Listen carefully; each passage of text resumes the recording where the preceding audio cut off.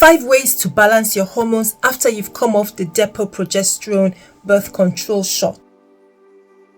First, it's vital to remember that after you come off the birth control shot, your natural hormones are out of balance. So it will take some time for your natural balance to return, and this duration can vary from woman to woman. To help restore your cycle, here are 5 tips. Eat a balanced diet with plenty of fruits and vegetables, lean proteins, and whole grain food. These foods provide your body with the nutrients it requires to help to develop and regulate your hormones. Examples are vitamin B and vitamin D, magnesium and omega-3 fatty acids, and much more.